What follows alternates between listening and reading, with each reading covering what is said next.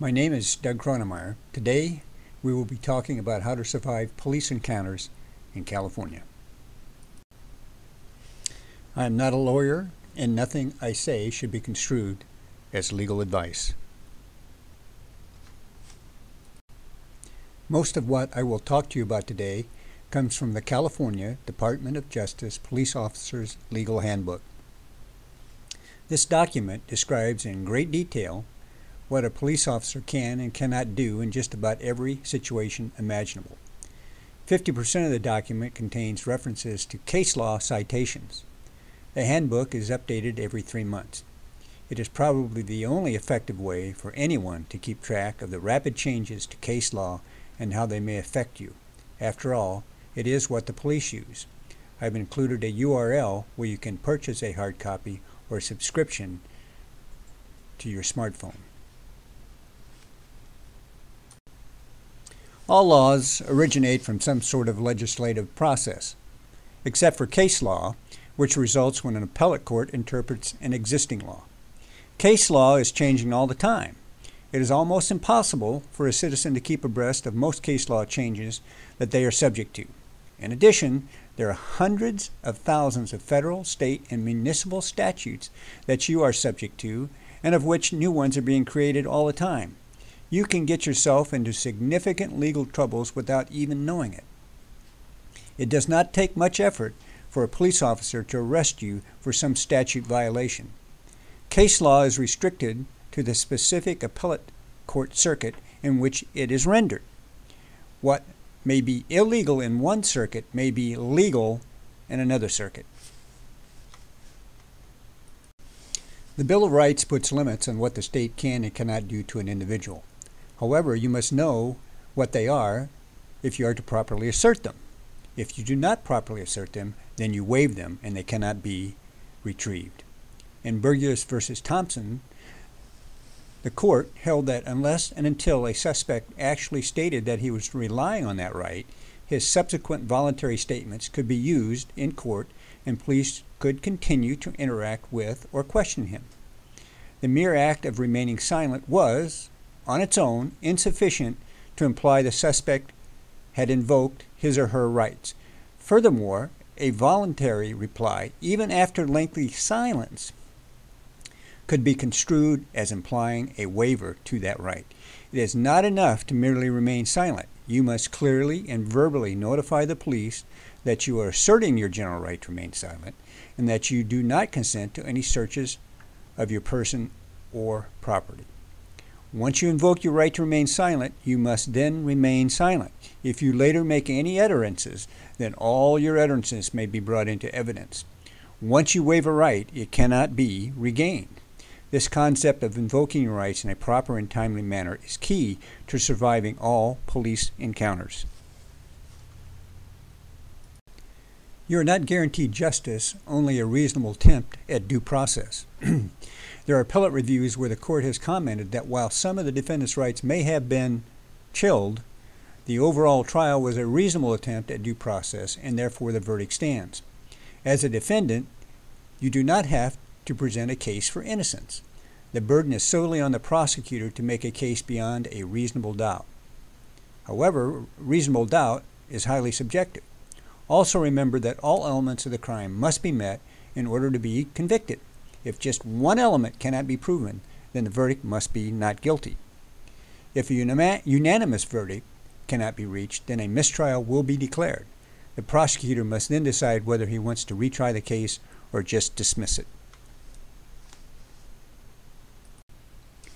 Prosecutors frequently overcharge. They will file as many charges as they can, even though one single act was performed. They do this to induce a plea bargain. If you have been charged with multiple felonies and misdemeanors, you'll be looking at extremely long periods of incarceration if convicted on all counts. The prosecutor will then offer to drop all the charges if you plead guilty to only one crime with a sentencing recommendation. Juries can be quite unpredictable, and most defendants take the plea. However, most of these pleas are the result of where the defendant was completely oblivious to the rights and talked freely and openly to the police while in detention prior to arrest. They, in essence, voluntarily convicted themselves. The reality is that cops and prosecutors sometimes lie, conceal evidence, and judges control what gets into evidence. Read Gerry Spence's book, Police State, if you doubt what I have just said. The reality is that as a defendant, you will have to know and exercise your rights vigorously and have a very good attorney in order to have any hope of surviving the process. Some criminal defense attorneys are marginally competent. They get paid whether you win or lose. Many lawyers have structured fee schedules, a fixed amount of money for pretrial and another amount if the case goes to trial. It is in their financial interest that you plea bargain. If you are on a firm fixed price contract and you plead out, that reduces the amount of time they had to spend, which makes them more financially successful. Know your rights, exercise them in a proper and timely manner, and buy the most expensive lawyer you can afford. Your freedom may depend on it. This is not a fair fight. The prosecutors have the nearly unlimited resources of the state to build a case against you. You are absolutely at the mercy of the police during an encounter. If you can document their behavior, your lawyer may be able to argue suppression of evidence illegally obtained by the police. If nothing else, it may provide the basis for a federal civil rights violation lawsuit where you can seek monetary awards. This is, however, a very expensive process with an uncertain outcome. Cops lie to the courts in testimony and falsify police reports more often than you think. It has gotten so bad that it is commonly referred to as test-lying. The prosecutor will rarely file perjury charges for fear that the police will sabotage other cases in retaliation. However, your attorney may be able to use their abuses to challenge their credibility during cross-examination. Cops may stop you for suspicion of crime X. They Terry frisk you and also the contents of your pockets, which is an illegal search, and find some contraband. They then arrest you for the contraband. If your lawyer challenges the illegal search in a suppression hearing, the police will state that they already had probable cause to arrest on crime X, and the contraband would have been discovered during the post-arrest search. This is commonly referred to as inevitable discovery. Ultimately, the judge will have to decide. Judges can chill your rights. It may be grounds for a subsequent appeal, but only if you can get an appellate court to hear your appeal. Who can afford a $50,000 plus trial, and then a $50,000 plus appeal, and then another $50,000 retrial? The answer? Only the very rich. Cops are very good at what they do. They know if they can get you communicating, then it is only a matter of time before you will incriminate yourself of some crime, sometimes even when you are completely innocent. The police are not interested in finding the guilty party. If they have enough probable cause to arrest you, they will. Understand that probable cause is a very subjective and low standard. Let's talk about a police encounter some more. If approached by an officer, they will almost immediately ask for some form of identification. And if you don't provide it, they'll ask for your name and date of birth. California does not require you to carry an ID or to identify yourself to an officer except after an arrest, and then only to a booking sergeant. The only exception is while driving as a driver.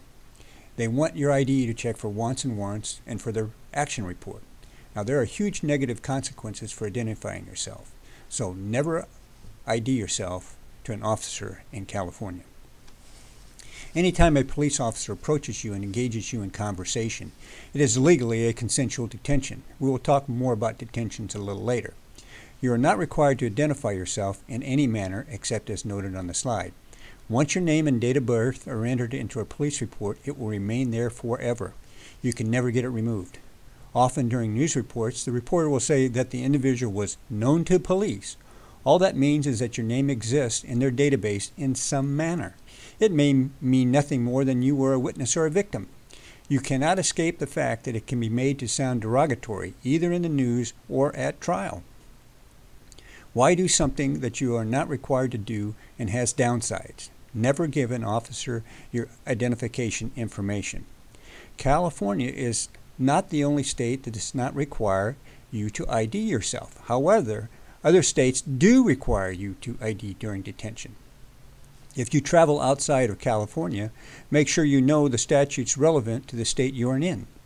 Many California residents travel to Las Vegas and Reno for entertainment. Nevada is a stop and ID state. Failure to identify is a misdemeanor in Nevada. You can Google to see which states are stop and ID.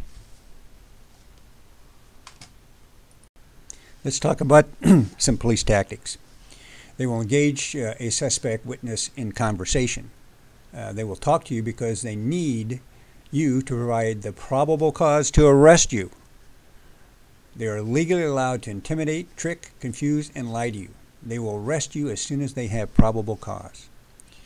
You cannot rely on anything that a police officer says to be true. They will intimidate, trick, and lie to you. They may call you up on the phone pretending to be someone else to get you talking. If they violate your rights, the probability of any criminal, civil, or police discipline is about as close to zero as you can get without actually being zero. Even if you later sue the police and government agency involved, it will be their insurance carrier that will pay any judgments. There is rarely any individual liability. In Fraser versus Cupp, which was a federal case in 1969, it essentially authorized the police to lie to suspects. So there you have it. It's legally authorized. The prosecutor will often not press criminal charges when the police falsify police reports, because the police may then sabotage their other pending cases. Instead of being held to a higher standard, the police are often held to practically no standard when it comes to misconduct. The police will often perform only a token or sham internal investigation of an officer's misconduct due to the blue line. A primary police tactic is to make a request sound like an order. You must obey all orders, even illegal ones. You can ignore requests. If you have invoked your right to remain silent, this is one of the exceptions to that rule. You can say something like this: "Officer, that sounded like a request. If you want me to comply, please state it as an order." Requests use words like please, can you, will you, do you mind if, can I get you to do something? Again, always comply with all orders, even illegal orders. Hopefully you will have your recording device running to record these events.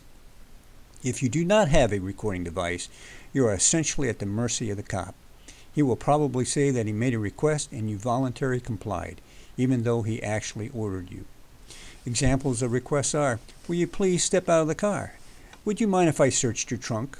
Do you mind if I search your pockets for my safety? Can I get you to roll your window all the way down? This is all designed to get you to do something that they cannot legally order you to do. So they make a request sound like an order, and then later state that the suspect voluntarily waived their rights, which they did. Do you see how sinister and subtle this is?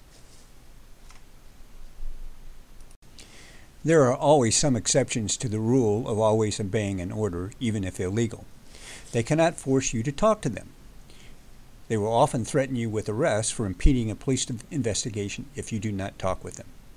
In California, they cannot force you to identify yourself, either verbally or by producing an ID card. Unless you are driving and are the driver of the vehicle, you are never required to produce a written ID card, ever. They cannot force you to turn off or surrender a recording device. If they want to turn it off or confiscate the recording device, they will. Do not resist. Never give them permission. Make sure your password protect your recording devices. Make sure your recording device is live streaming the video to a cloud server in real time. The police may sometimes destroy or lose your recording device if they cannot delete the footage or are worried about what was recorded. There are two types of detentions: consensual and non-consensual. We'll talk a little bit more about these later. But basically, detentions are where the police gather all the information required to arrest and convict you.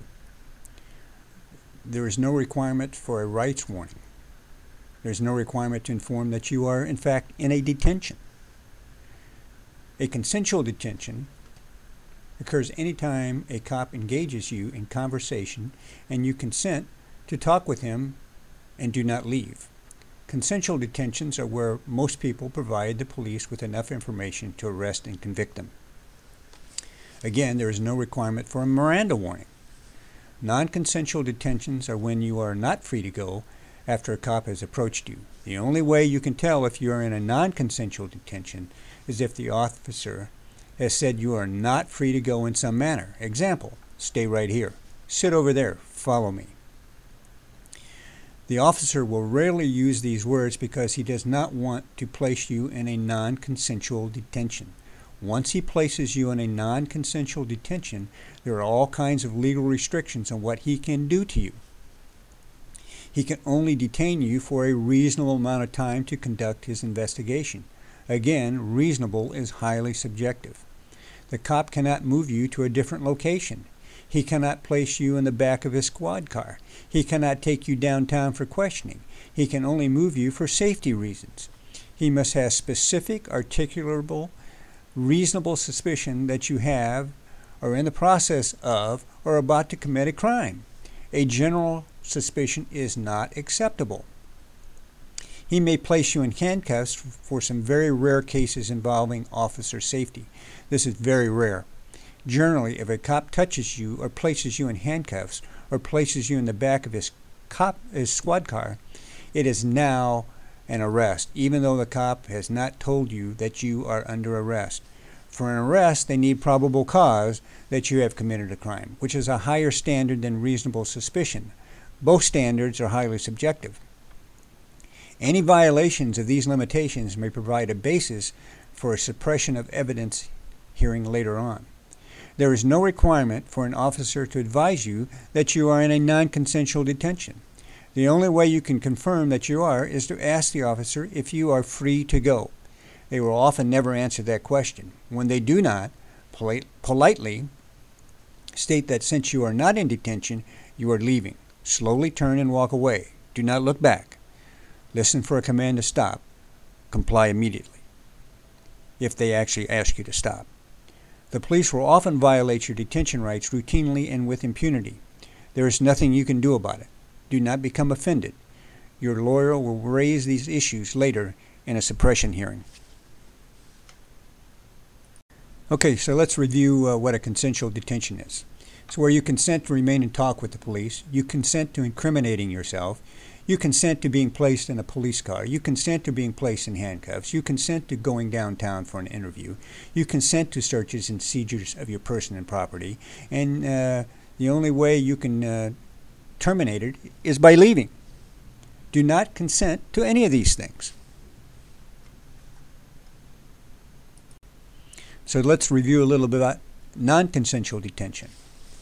It requires specific, articulable suspicion that you have, or in the process of, or about to commit a crime. It cannot be a general suspicion. You are not free to go, and there are significant legal restrictions on what police can do. They are reluctant to confirm that you are in a non-consensual detention unless forced to. And there is a time limit on duration, which of course is subject to somebody's opinion of what reasonable is. And they cannot move you physically except for safety. When approached by a police officer, always ask if you are free to go. If they say yes, then leave immediately. If the officer will not confirm that you are in detention, then state that you're leaving, slowly turn and walk away. If you are in a non-consensual detention, he will order you to stop. At this point, verbally inform the officer that you're asserting your general right to remain silent and that you are not consenting to any searches or seizures of your person or property, and then remain silent. Again, always remain silent. Periodically ask if you are free to go. In fact, you should ask that to every officer that approaches you anytime during detention. If you remain silent, it is more difficult for the police to obtain probable cause for an arrest. Again, remain silent. Okay, let's talk about illegal detentions, or some of the things that they do during a detention that are illegal. It's illegal to detain when police do not have specific reasonable suspicion of a crime. It's illegal to use a Terry stop as a pretext to ID you and search your person or property. It is illegal to search your person or property during a detention. It is illegal to place you in a cruiser during a detention. It is illegal to handcuff you during a detention. And it is illegal to transport you during a detention. Okay, what can we take away from this discussion that we've had on detentions? First of all, nothing you do or say in a detention or post-arrest period can help you. Do not attempt to explain anything in the hope the police will let you go. They won't. Just remain silent. If you are a witness, offer to provide them written statements later via email or in writing. Do not let them in your house or talk to them on the phone if they attempt to follow up. Okay, let's talk a little about arrests. Again, reassert your right to remain silent after you're arrested. Even if you asserted your rights in detention, if they arrest you, then reassert your rights verbally. They can search your person and car after an arrest. You are required to ID at booking with the booking sergeant only. You get 3 or 5 with dependents completed phone calls within 3 hours of booking. A Miranda warning may or may not be given. Normally, they only give a Miranda warning if they want to subsequently question you. If they've got enough, they think they've got enough evidence, they may not. Remain silent and wait for a lawyer. It is very important to reassert your right to remain silent after arrest. They may or may not Mirandize you, which I just stated. Some suggest that you verbally assert your right to remain silent every time you come in contact with a new or different police officer, either during a detention or post-arrest. You do not need to do this once you arrive at the booking station. By doing this, you clearly make the record that you have asserted your right to remain silent in a proper and timely manner. Some more on arrest. And a lot of the things you might be arrested for, there are standard bails. You don't have to go before a magistrate. And so you commit a crime and it may be like $50,000, and so you can just post $50,000 bail. Probable cause hearing within 48 hours of arrest and no extensions allowed if you're being held in jail. This is inviolate. For an arraignment, however, they have to arraign you within 40 hours, but they can extend the arraignment over a weekend or holiday, so it can actually go over 48 hours. But the arraignment hearing is often used to hide a probable cause hearing. A probable cause hearing is the first chance to stop this criminal process. Do not waive reading or time to trial. Insist on discovery of arrest report to challenge the probable cause. Have them read the arrest report into the record. Make them read the charges fully and make sure your lawyer challenges the probable cause for the arrest. The arrest report must contain enough evidence to support the probable cause for the arrest. Do not arbitrarily waive your right to a speedy trial. By doing so, you can put tremendous pressure on the legal system. Take up as much of the court's time that you possibly can at the probable cause/arraignment hearing. Your lawyer, the prosecutor, and judge all want reading waived, time to trial waived, and probable cause deferred to a preliminary hearing. Insist your lawyer does what you want him to. Let's talk some more about the consequences of a detention and/or arrest. If they get your name, it will forever be in the police database. There's no possibility for expungement. If you get arrested, your photo, all related police reports, and fingerprints will be in the system forever. No expungement. You may have your car impounded or towed, and that can cost $1,000 or more. You will pay 10% of your bail, which is non-refundable. And attorney fees are running about $350 plus per hour. And all this can happen if you are completely innocent. An expungement is when you go before a judge and prove that you are innocent of the crimes you were arrested for. The burden of proof is on you to prove that you are innocent, just the opposite of what occurs at a criminal trial. If you are successful, it only removes the fact that you were arrested from the system.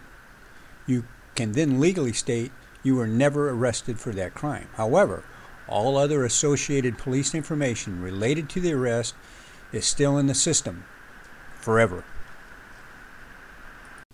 Continuing with some of the consequences, while the prosecutor judge may drop or dismiss the charges, the prosecutor can refile at any time after a further investigation. So remain silent about your arrest detention forever. The cops know all this. If you upset them, they may arrest you for a trivial offense that they know the DA will subsequently drop. However, the impacts to you cannot be rolled back. You are never really off the hook unless you get an acquittal at trial. Let's talk a little bit about warrants. There are two types of warrants. There's an arrest warrant and a search warrant. Often cops will just say they have a warrant. You need to ask which one. An arrest warrant does not grant authority to enter and search a residence. A search warrant, however, does, but it must be specific to what is being searched for, and it must be to a specific location. Make police clarify which type they have. Never resist a search warrant. Permission is not required to enter a house if the police have a search warrant. There is one exception, and that's a hot pursuit exception. Never willingly allow the police to enter your home. If it is a no-knock search warrant, they are coming in anyway. They should provide you a copy of the search warrant. Make sure the address is correct and take note of where and what is to be searched. Never interfere with the search. Remain calm. Some individuals recommend that you let the police knock your door down in all situations. Often, you may be placed in handcuffs for officer safety. Again, do not resist. Let your lawyer challenge these things in court later. Remain silent. Do not be aggressive. Try and not give them an excuse to shoot you. If they attempt to interrogate you, assert your right to remain silent and do not consent to a search of your person. Remember, arrest warrants do not give the cops permission to enter the residence. Do not argue with them. If they want in, they will knock the door down. Again, let your lawyer argue in court later. Cops are allowed to enter a residence without a search warrant if in hot pursuit of a suspect. Again, do not resist. Also, do not open the door. Let them break it down. Your lawyer will argue whether the search was justifiable later. Let's talk a little bit more about police at your door without any kind of warrant at all. Never open your door to talk with them. Always talk through the door. If they have a search warrant, ask them to place it up against the window so you can see it, or slip it under the door. If they refuse, then let them knock your door down. If there is no search warrant, tell them to leave your premises immediately. Do not talk to them, even if they enter. Never open your door unless you know who is on the other side. Look out the peephole or a side window. If you open your door to the police, they will often push you aside and step in when they do not have a search warrant. They will often say later that you consensually let them in. Once they're in, you will not be able to get them out. If you have recording equipment, record all of this. Okay, let's talk about some deceptive police phone contacts. Police will often call you claiming to be someone else, and they're trying to get information. Remember, they can lie about who they are and anything else. Never talk about any incident with anyone over the phone. Just hang up. Remain silent forever. Okay, let's talk about probably one of the most common situations where you can find yourself in a non-consensual detention, and that would be a traffic stop as a driver. Once you see the emergency lights, that tells you that you are in fact, the police officer has placed you in a non-consensual detention. Pull over immediately. Turn on your emergency blinking lights. It's optional, but it's a good way of letting them know that you understand that the cop has identified you as the one that wants to be pulled over. Lock all doors. Roll up all windows. Turn the car off. Keep your hands on the wheel. Have your credentials in your left hand. Leave the seatbelt on, and never exit the car unless ordered. Never declare that you have a weapon in the car if asked. Just ignore that question. If you stop in a bad spot, let the officer direct you to a site of his choosing. You may want to turn your emergency blinkers on again to signal that you've recognized that you're in detention. Partially roll down the window on the side the officer approaches. I would recommend halfway down. Never declare that you have a weapon in the car, even if you are transporting it illegally. You are not required to report the presence of a weapon. If the police ask you if there are any guns in the car, just remain silent. Don't answer that question. The rationale is that if you declare, the officer can then legally check that the weapon is being transported. Legally. That gives him permission to search the car and inspect the weapon. You must provide the key to the locked container to allow for this inspection in California. Once in the car, everything in plain sight can be legally used as evidence. Okay, some more on traffic stops. Roll your window down about 3 inches from the top or halfway down. Hand the officer your papers through the opening in the window. Do not answer any questions. Traffic stops do not require any verbal exchange. Sign your ticket and leave immediately. I would not assert my general right to remain silent unless the officer keeps asking you why you will not answer his questions. If an officer asks me a question, I would change the subject and ask him what he thinks of a sporting team. If he then insists that you answer his questions, then assert your right to remain silent at that time. The passenger in the car. Again, keep your hands in plain sight, keep your seatbelt on, and do not exit the car unless ordered to. You are not required to show any ID or to identify yourself to the police officer. You are not required to roll down the passenger window. You are not required to communicate with the officer at all. Assert your right to remain silent if you have to. Do not consent to any searches or seizures of your person or property. Okay, let's talk about traffic stop from the police perspective. They will attempt to get you to incriminate yourself by asking you questions. One might be, do you know how fast you were going? Or where were you going in such a hurry? They will attempt to escalate to a DUI if at all possible. They may become hostile if you do not answer their questions or refuse to roll down your window all the way. They will often disguise requests as orders. Will you please roll down your window? Can you step out of the car for me? Etc. Just remain silent. Okay, let's talk about when they pull you over for suspicion of DUI. They need to get you talking to see if you are impaired, i.e. slurred speech, confusion, etc. You are not required to perform a sobriety test. You are not required to perform a breathalyzer. You are required to submit to a blood alcohol test after and only after arrest, not before. They will often lie about these facts. DUI sobriety field tests are a pretext for arrest. It's impossible to pass them because they're so subjective. Assert your right to remain silent. It is commonly understood that field sobriety tests are designed in such a manner that it is hard for anyone to pass it, even while sober. Respectfully decline to comply for their request for you to perform one. Breathalyzers can render false readings based on numerous underlying medical problems, such as GERD, etc. Again, respectfully decline to comply for a breathalyzer.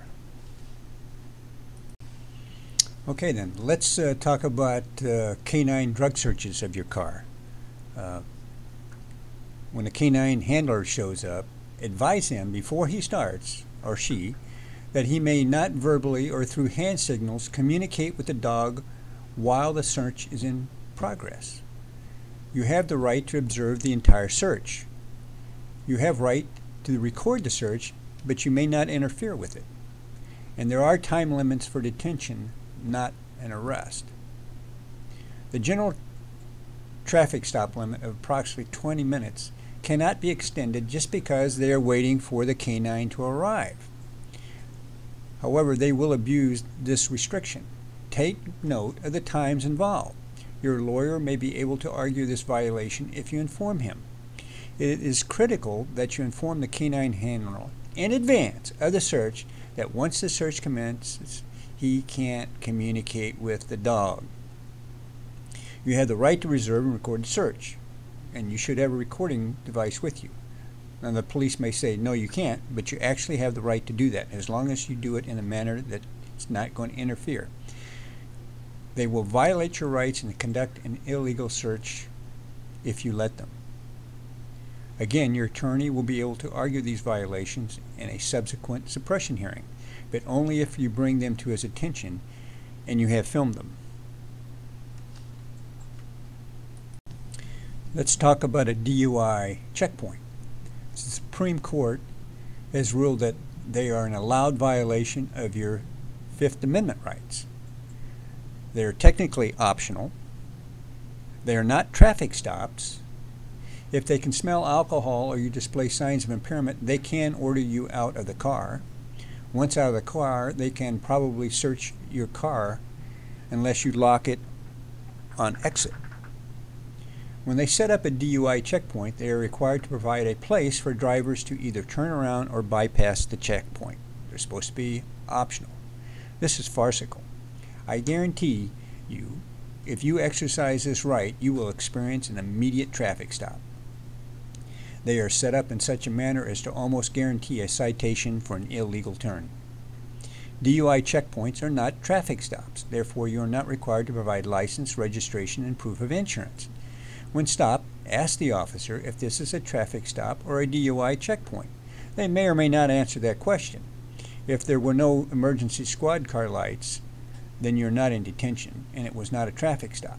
Make them illegally order you to provide them papers if they insist.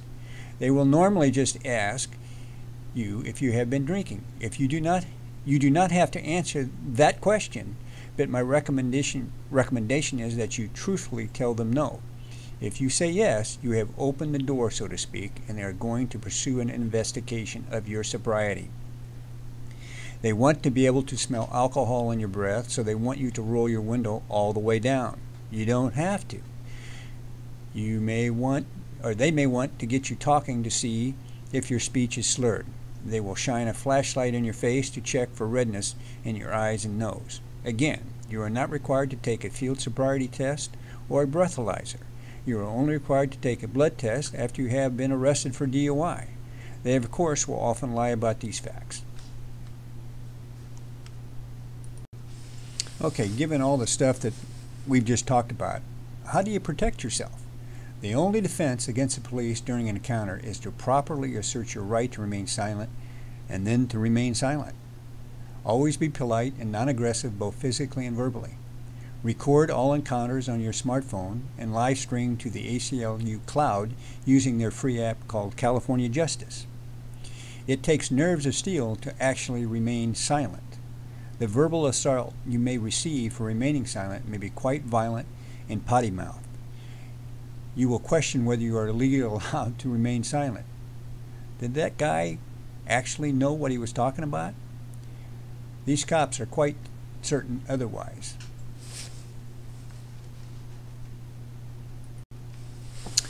Whether you realize it or not, the United States has rapidly become a police state. The police have become hyper-militarized. They escalate confrontations rapidly to the use of lethal force. They're not concerned if they kill an innocent suspect as long as they can go home that day.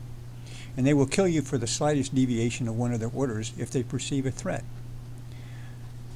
The public is convinced that a police state is just wonderful.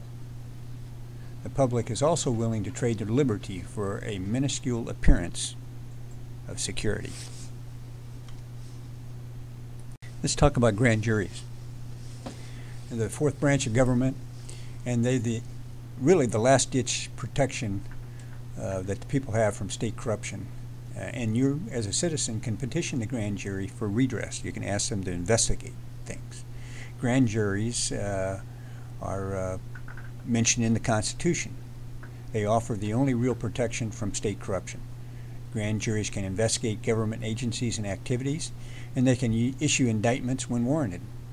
If the police abuse you and the local prosecutor will not take action, petition the grand jury for an investigation or indictment.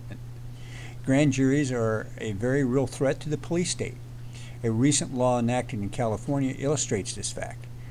Under Penal Code 917, the grand jury may inquire into all public offenses committed or triable within the county and present them to the court by indictment. In 2015, the California legislature passed Senate Bill 227, which prohibited grand juries from investigating police shootings in cases where an individual dies from excessive force during an arrest. This was lobbied by the police unions and demonstrates that the police do not want anyone investigating their activities. You should be afraid. You should be very afraid of the police state. This was arrogance writ large. Fortuitously, in January 2017, the California 3rd District Court of Appeal ruled that lawmakers can't restrict grand juries' constitutional authority to issue criminal indictments or make investigations of the police. To allow the legislature to restrict this constitutional role in part would be to concede the power to restrict in its entirety, so said Justice M. Kathleen Butts. If you doubt anything I've said, review the Daniel Shaver murder video to see how callous the police can be with human life. The police tell Daniel they will kill him if he does not obey their crazy commands to the infinite degree. The law states that the police may only use lethal force to stop the threat of imminent gross bodily harm or death. The attitude of the SWAT team was horrifying. You will ignore it at your own peril. Okay, given all this we know about the police state, what are we to do? Well, police chiefs and sheriffs are either directly elected or report directly to an elected office holder. The community must clearly communicate through elections about the kind of police policy and procedures that are to be used during police encounters within the community.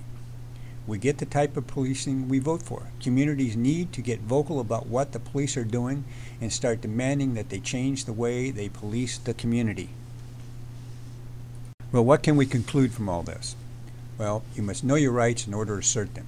You must assert your rights in a proper and timely manner, or they will be waived. Always remain silent after you have properly asserted your right to remain silent. And remember, the police will often lie to you. A police encounter can be very traumatizing. You will become disoriented. Just remain silent. If you doubt some of the statements I have made concerning police behavior, you can easily go on YouTube and find thousands of videos where individuals have recorded cop encounters where they have abused people of the rights, just as I have alluded to in this video.